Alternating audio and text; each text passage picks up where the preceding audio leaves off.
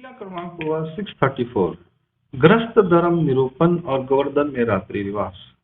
उपाध्याय जब बर्तन लेकर वापस बल्लेग्राम में जा रहे थे तो वहां के सभी महाजन महालक्ष्मी के मंदिर में बैठे हुए थे। उन्होंने वहां उपाध्याय को भगवान के पास से वापस लौटते हुए देखा। तब उन्होंने उनसे पूछा, उपाध्याय, इस समय भगवान कहाँ राज्य कर रहे हैं? तब उपाध्याय ने कहा, इस समय भगवान हिरण्यपुरी के गोवर्धन मंदिर में हैं। इस समय भगवान को कैसा अवसर हो रहा है? इस समय भगवान वहां आसन पर विराजमान है। आप सब उठकर मेरे साथ चलें और वहां जाकर भगवान से कुछ ज्ञान की बातें पूछें। ऐसा कहने पर वे सब महाजन उपाध्याय के साथ भगवान के पास आए और उन्हें दंडोत प्रणाम कर और चरण स्पर्श कर उनके सम्मुख बैठ गए। फिर उन सब ने भगवान से कहा, भगवान, आज हमें आप संन्यास धर्म की शिक्षा दीजिए। इस पर भगवान ने उनसे कहा, आप लोगों ने संन्यास धर्म से क्या लेना है? जिस ग्रस्त धर्म में आप लोग जी रहे हैं उस ग्रस्त धर्म के विषय में आप लोग क्यों नहीं पूछते?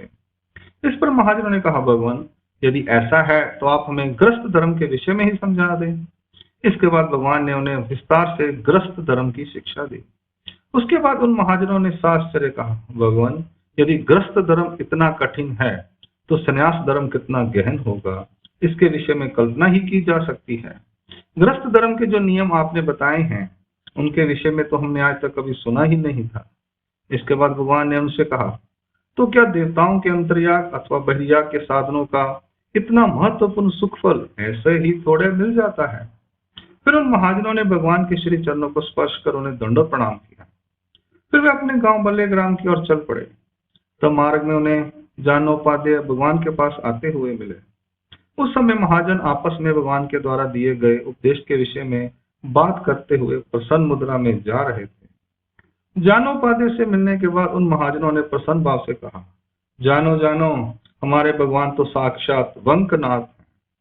उनमें फिर एक ने कहा, क्या तुम जानते हो कि भगवान कितने महान हैं? इस प्रकार वे अपने प्रसन्न मन से भगवान की स्तुति करने लगे। इसके बाद जानोपाध्याय ने भगवान के पास आकर उन्हें महाजनों की सारी बातें बताई। फिर भगवान ने जानोपाध्याय से कहा, उन महाजनों के लिए तो वे ही परम रहस्य में लगती हैं। उनके मन में इसके परे परमेश्वर के विषय में कुछ जानने की इच्छा ही नहीं होती। इसके उपरांत भगवान ने वहीं गोवर्धन में ही रात को निवास किया। लीला का हेतु। भगवान ने उन महाजनों को पहले संन्यास धर्म का संक्षेप में वर्णन किया। संन्यास धर्म में अष्टांग योग, त्रिदंडी देह ज्ञान भक्ति वैराग्य दमन, इंद्रिय दमन, मनोदमन, जड़ चेतन पदार्थों का त्याग और अंतर्दोषों का नाश करना होता है। दूसरी ओर ग्रस्त धर्म में रहते हुए नित्य निमित्त कर्म, अध्ययन अध्यापन, यजन याजन, दान और प्रतिग्रह का आचरण करना पड़ता है। हिंसा से रहित होकर प्रत्येक कार्य को करना। घर में रहते हुए 5 प्रकार से पाप होता है। अतः प्रतिदिन 5 व्यक्तियों को भोजन कराना चाहिए, देवता की पूजा अर्चना करनी चाहिए और परमेश्वर की अनन्य भक्ति करनी चाहिए। अतिथि की सेवा करनी चाहिए, सख्त व्यसनों का त्याग करना चाहिए, परिवार का पालन पोषण और अपनी शरण में आने वालों की रक्षा करनी चाहिए। ग्रस्त धर्म के शास्त्रों में 32 लक्षण बताए गए हैं, तद अनुसार कार्य करना चाहिए। इस प्रकार भगवान ने और भी बहुत कुछ ग्रस्त धर्म के विषय में उन्हें शिक्षा दी। यह भगवान ने उन्हें ग्रस्त धर्म का ज्ञान कराने की लीला है। अंक लीला क्रमांक पूर्व 634 यहाँ संपूर्ण होती है। लीला क्रमांक पूर्व 635। अंगल गवान में प्रातः पूजा और भोजन। गोवर्धन से भगवान ने प्रभात के समय ही वहां से अंगल गवान जाने की तैयारी कर ली। वे भक्तिजनों को साथ लेकर प्रभात में ही अंगल गवान नामक ग्राम में पहुंच गए। वहां ब्रह्मनाथ के मंदिर में चौकी पर बिछे आसन पर भगवान विराजमान हुए। बादशाह ने भगवान के चरणों को धोया। भगवान ने कुल्ला करके पान का बीड़ा लिया। थोड़ी देर बाद सभी ने भगवान की प्रातः काल के समय पूजा अर्चना की। दोपहर को भोजन करने के उपरांत फिर भगवान वहां से विंजुगा में गए। लीला कहे, भगवान ने यहाँ पूजा और भोजन करके इस स्थान को अपने संबंध से पवित्र किया और उसमें शक्ति का निषेध किया। लीला क्रमांक पूर्व 635 यहाँ संपूर्ण होती है। लीला क्रमांक पूर्व 636। विंजुगा में भक्तिजनों से त्वरित ओटा तैयार करवाना। भगवान जब विंजुगा स्थान पर पहुंचे तो भगवान ने सभी भक्तिजनों को आदेश दिया कि पहले वे वहां ओटा तैयार करें, तभी वे उस ओटे पर बैठेंगे। तब वे वहां आदित्य के मंदिर में विद्यमान चौकी पर खड़े हो गए। तो बाईसा ने भगवान के बैठने के लिए वहां आसन बिछाया और कहा, भगवान आप इस आसन पर बैठ जाएं जी। इस पर उन्होंने कहा, माता यहाँ जब ओटा बन जाएगा तब उस पर ही हम बैठेंगे, इसलिए वे खड़े ही रहे। फिर बाईसा ने भगवान से प्रार्थना करते हुए कहा, भगवान ओटा बनने में देर लगेगी, फिर जब सूखेगा तभी उस पर बैठ सकेंगे, इसलिए आप अभी यहाँ आसन पर विराजमान हो जाएंगे। पर भगवान वहीं खड़े रहे। फिर भक्तजनों ने यह सोचा कि भगवान की प्रवृत्ति शीघ्रता से ओटा बनवाने की है, इसलिए वे सब वहां ओटा तैयार करने में जुट गए। कुछ लोग मिट्टी ले आए, उसका गारा बनाया, फिर उन्होंने बड़ी शीघ्रता से ईंटों के 3 थर लगाकर ओटा तैयार किया। ऊपर मिट्टी का लेप कर उन्होंने फिर गीली मिट्टी पर सूखी मिट्टी डालकर उसे बैठने के योग्य बना दिया। उस पर फिर बाईसा ने आसन बिछाया और भगवान उस ओटे पर बिछाए आसन पर विराजमान हुए। फिर भगवान ने उस ओटे पर 15-20 दिन निवास किया। उसी ओटे पर ही रात को वे शयन करते थे। लीला का हेतु।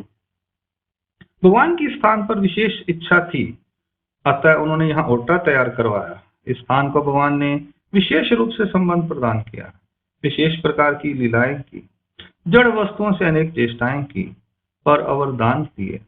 भगवान ने यहाँ अनेक जड़ चेतन वस्तुओं को संबंध प्रदान किया, अनेक जीवों के कर्मों का नाश कर अनेक जीवों को योग्यता प्रदान की।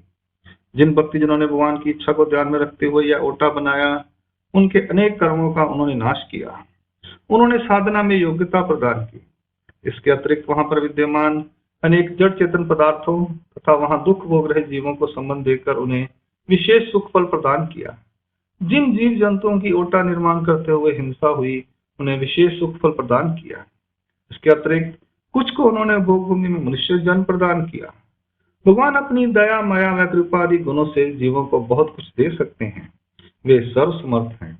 यहाँ ग्रहणा दान के 3 भेद हैं। एक लेप लेकर देना, दूसरे किसी जीव के भोजन को स्वीकार कर उसे सुख फल प्रदान करना, तीसरा देह लेकर उसे उससे अच्छा सुख फल प्रदान करना। यह भगवान का समर्थवाद है। अंक लीला क्रमांक पूर्वा 636 यहाँ संपूर्ण होती है। लीला क्रमांक पूर्वा 637 ब्रह्म प्रकाशिका के खेल में इंद्रवट को स्थिति। एक दिन प्रभात के समय भगवान आदित्य के मंदिर के पीछे से महालक्ष्मी मंदिर की ओर जाते समय दोनों के मध्य में स्थित संधि गली में से जा रहे थे। तब उन्होंने वहां एक अवधूत को ब्रह्म प्रकाशिका की बूटी को बुनते हुए देखा।